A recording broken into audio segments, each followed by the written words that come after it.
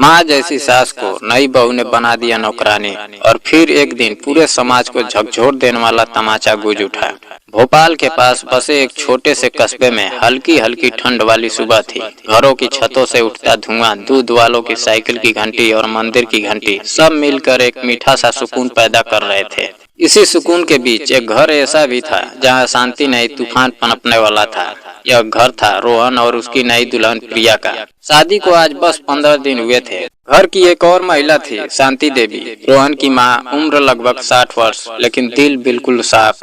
उनके चेहरे पर जितनी झुर्रियां थी, उन सब के पीछे उतने ही त्याग और संघर्ष छिपे हुए थे। सुबह के 7 बजे प्रिया हाथ में मोबाइल लेकर बालकनी में खड़ी किसी नंबर पर बार बार कॉल लगा रही थी। फोन उठते ही उसका चेहरा गुस्से से तमतमा उठता है। माँ, आपने तो कहा था लड़का कमाऊ है, पढ़ा लिखा है और सबसे बड़ी बात अपनी माँ बाप से दूर रहता है। आपने बोला था उसकी माँ अनपढ़ है, उस पर तुम्हारा राज चलेगा, लेकिन यहाँ तो सारा घर उसी बुढ़िया के इशारों पर चलता है। उधर फोन पर कमला देवी आराम से बोली, बेटी तू बस एक हफ्ता अपनी सास की सेवा कर ले, फिर देखना वही तेरे पैरों में होगी। और हाँ, दामाद के सामने प्यारी बनकर रहना। मर्दों की आंखों में मासूमियत का नाटक ही असली हथियार होता है। प्रिया हल्के से हंसते हुए बोली, ठीक है माँ, आपकी ट्रिक अपना लूंगी, लेकिन एक हफ्ते बाद अगर यह बुढ़िया नहीं मानी तो मैं सामान उठाकर मायके लौट जाऊंगी। पास में खड़े कमला देवी के पति सुरेश बाबू यह सब सुन रहे थे। वे गुस्से में बोले, कमला कैसी माँ हो तुम?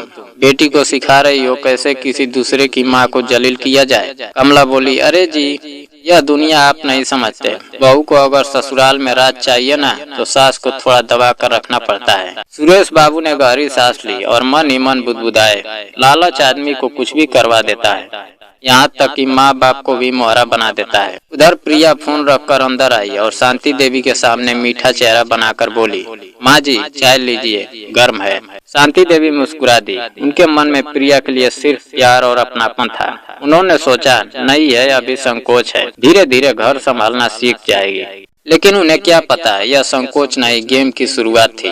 उस रात शांति देवी लगभग 11 बजे तक बर्तन मांजती रही। हाथ लाल हो गए और चेहरे पर शिकायत का एक भी शब्द नहीं था। अगली सुबह प्रिया सोती रही, शांति देवी उठकर रसोई संभालती रही। रोहन बाहर आया, माँ टिफिन आप बना रही हैं, प्रिया कहाँ है? शांति देवी ने बेटे के सामने बहू की इज्जत रखी। बेटा, बहू की तबीयत थोड़ी खराब है। और असल में प्रिया बिस्तर पर लेटी मोबाइल चला रही थी। यह रोज का नियम बन गया। सारा काम शांति देवी करती और प्रिया बस ऑर्डर देने वाली रानी बनी रहती। शाम को पार्टी थी। प्रिया सैंडल पहनते पहनते रुक गई। अरे मेरी सैंडल गंदी हो गई, अब मैं साड़ी संभालूं या इसे साफ करूं? रोहन बोला, माँ साफ कर दीजिए न थोड़ा। प्रिया तुरंत बोली, मम्मी जी कपड़ा ढूंढने का समय नहीं है, अपना पल्लू ही इस्तेमाल कर लीजिए। और फिर तानों के साथ बोली, और हाँ साफ कर दी है तो पहनाइए भी, देर हो रही है। शांति देवी ने वही पल्लू उठाया जिससे कभी अपने बेटे का माथा पोंछा था। आज उसी से बहू की चप्पल रगड़ी और फिर झुककर उसे पहनाया। इस एक पल में एक माँ नहीं झुकी, एक पूरा मातृत्व टूट गया। जब प्रिया के माँ बाप आए तो कमला देवी बोली, समधन जी आप अपने कमरे से सामान हटा लीजिए, मेरी बेटी का कमरा छोटा लग रहा है, आप स्टोर रूम में चली जाएं। स्टोर रूम जहां टूटा बाल्टी, पुराने अखबार, मिट्टी से भरे बोरे रखे थे।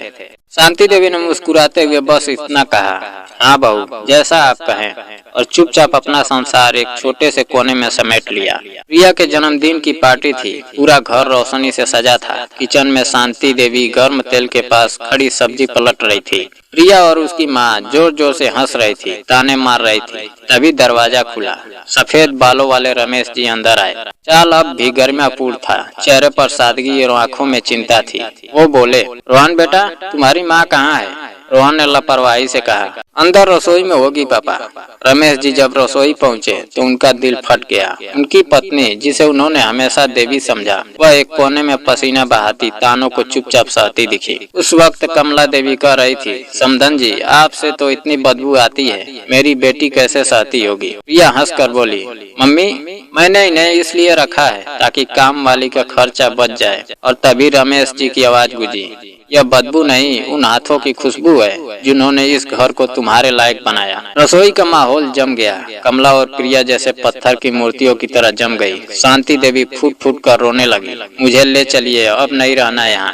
रमेश जी ने उन्हें सीने से लगाया। रोहन बाहर आया, बिना कुछ समझे बोला, माँ समोसे खत्म हो गए हैं, जल्दी लाओ। और अगले ही पल रमेश जी का तमाचा रोहन के गाल पर पड़ा। हॉल में सन्नाटा भर गया। रमेश जी गरजे, बेशरम, तू अपनी माँ को नौकर समझता है? जिस औरत ने तुझे चलना सिखाया तू उसी पर हुक्म चला रहा है। रोहन घुटनों पर गिरकर बोला, पापा माफ कर दो। रमेश जी ठंडी आवाज में बोले, यह गलती नहीं पाप है, और इस पाप की सजा यह है कि हम आज के बाद इस घर में कभी नहीं आएंगे। मेरी सारी जायदाद अब सिर्फ शांति के नाम होगी, तुम दोनों का कोई हक नहीं। कमला देवी ने हस्तक्षेप किया, अरे दादाजी, मेरी बेटी के बर्थडे पर यह क्या कर रहे हैं? तभी उनका फोन बजा। काल उनकी बहू का था। फोन उठते ही उधर से आवाज आई, मम्मी जी आपका सामान बरामदे में रख दिया है, हम 15 दिन घूमने जा रहे हैं, लौट कर मत आइएगा। कमला देवी का चेहरा सफेद पड़ गया, जैसे आज पहली बार उन्होंने अपनी ही सिखाई हुई ट्रिक का नतीजा चखा हो। रमेश जी बोले, जो बोएगी वही काटेगी समधन जी। आज आपने एक माँ को रुलाया था, ऊपर वाला आपको भी रुला कर ही छोड़ेगा। रमेश जी ने शांति देवी का हाथ पकड़ा, दरवाजा खोला, दोनों चुपचाप बाहर निकल गए। पीछे रोहन और प्रिया खड़े थे, बिना किसी बहाने, बिना किसी सम्मान और बिना किसी रिश्ते के। दोस्तों, यह कहानी सिर्फ एक घर की नहीं है, हम सब के समाज की हकीकत है, जहाँ बहू अपने हक में इतनी खो जाती है कि किसी की माँ को नौकरानी बना देती है। लेकिन याद रखिए, इंसान भूल जाता है लेकिन कर्म नहीं भूलते। माँ का अपमान कभी बिना सजा के नहीं जाता। दोस्तों, क्या बहू को अपने हक के लिए सास को नौकर बना देना चाहिए? क्या बेटा इतना अंधा हो सकता है कि अपनी माँ का दर्द न देखे? क्या एक तमाचा सच में समाज बदल सकता है? कमेंट में राधे राधे जरूर लिखिए, और कहानी पसंद आई हो तो वीडियो को लाइक और चैनल को सब्सक्राइब करना ना भूलें। जय हिंद।